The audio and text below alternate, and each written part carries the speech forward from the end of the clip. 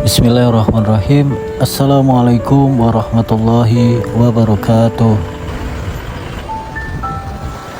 Hari ini saya berada di Pasar Legi, Surakarta.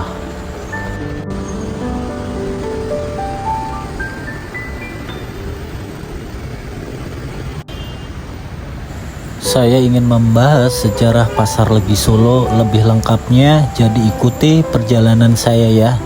Di sini saya akan bagi untuk yang pertama itu asal usul dan pendiriannya. Pasar Legi didirikan pada masa pemerintahan Mangkunegara I, yaitu Raden Mas Said.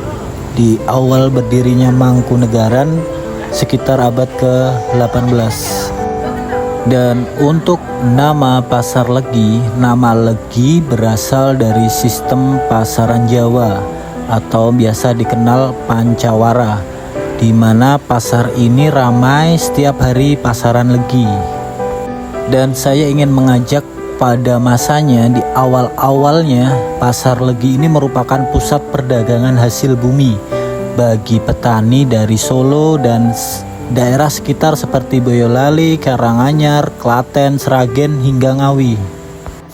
Untuk selanjutnya saya ingin membahas bagaimana sih perkembangan struktur dan bangunan untuk Pasar Legi.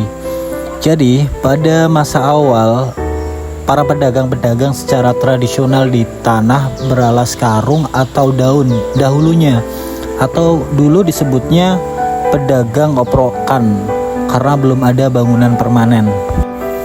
Lalu pada tahun 1936 pemerintahan Mangkunegaran VII membangun pasar dengan struktur permanen. Jadi sudah mulai dinding tembok putih dan pertokoan beton bagian depan serta fasilitas saluran pembuangan yang lebih baik.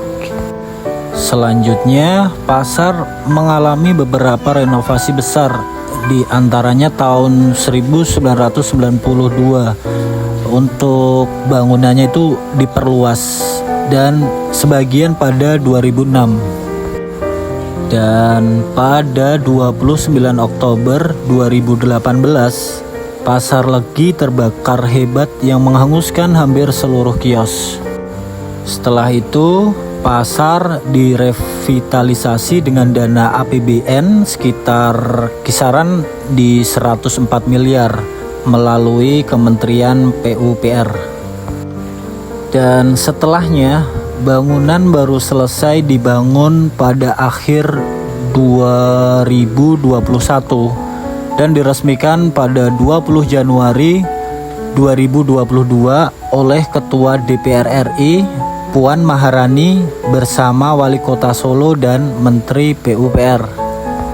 Dan saya mencatat banyak fakta menarik tentang Pasar Legi Solo. Salah satunya, satu, pasar tradisional yang tak pernah tidur. Jadi menurut informasi ya, Pasar Legi beroperasi 24 jam.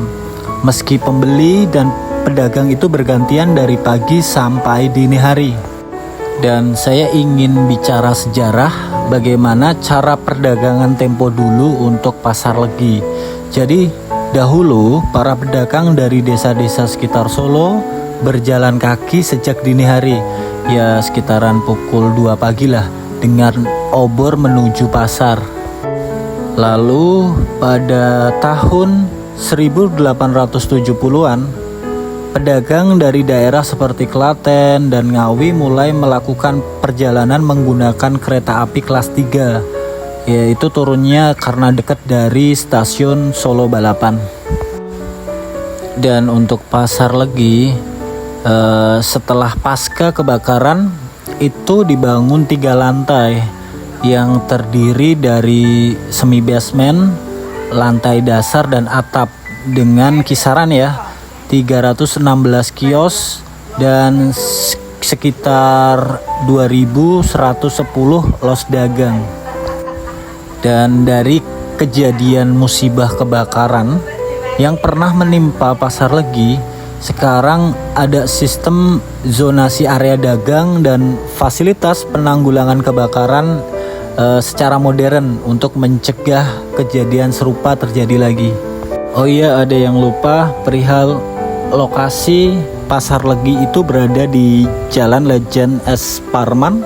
Itu masuknya di Banjarsari, Solo.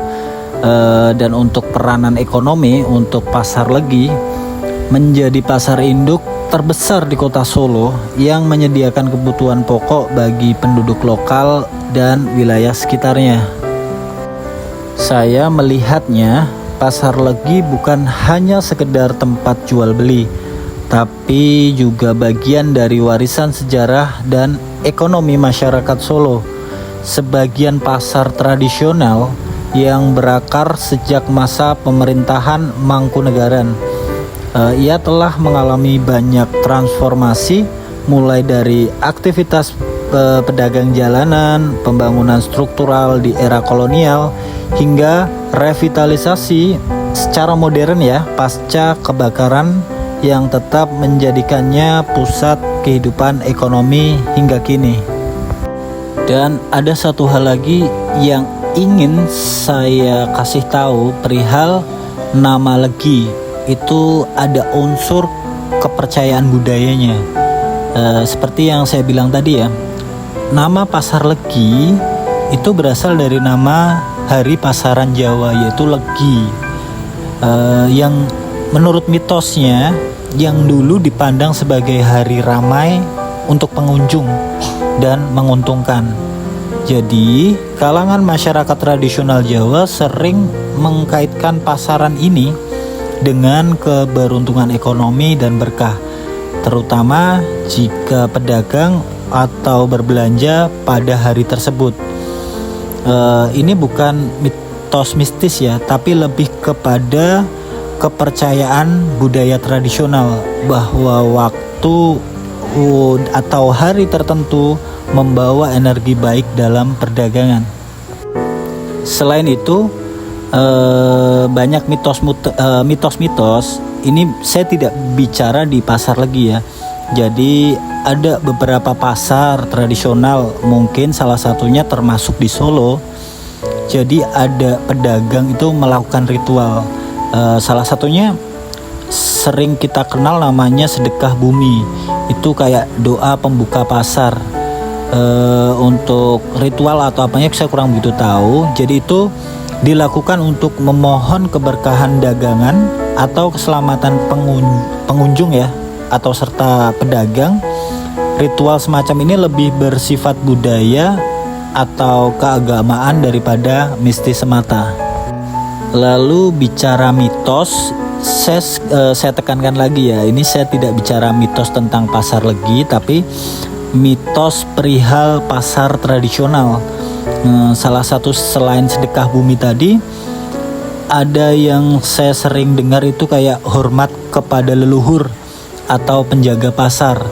Jadi dalam budaya Jawa, tempat-tempat ramai seperti pasar kadang itu dianggap punya penjaga goib gitu ya, yang harus dihormati dengan sikap baik dan kebersihan. Dan sekali lagi, apa yang saya utarakan ini itu tidak berlaku di pasar ini, tapi saya banyak melihat atau mendengar mitos itu di beberapa pasar tradisional secara umum. Dan beberapa lokasi lain di Solo atau Jawa memiliki mitos atau saya bilangnya cerita hantu ya, yang lebih terkenal. Perihalnya misalnya gitu ya, keraton atau lokasi sehari dengan legenda rakyat tertentu. Tapi Pasar Legi sendiri lebih dikenal dari sisi sejarah dan budaya dagang, bukan sebagai tempat yang banyak kayak cerita supranatural spesifik yang tersebar luas seperti itu. Dan jika ada cerita mistis tentang pasar seperti Pasar Legi ini, biasanya itu bersifat kisah spontan dari pedagang atau pengunjung dan bukan bagian dari tradisi kayak tradisi folklore besar yang terdokumentasi gitu. Mungkin cukup apa yang ingin saya sampaikan. Kalaupun ada kurangnya dan salah, saya mohon maaf yang sebesar-besarnya. Terima kasih.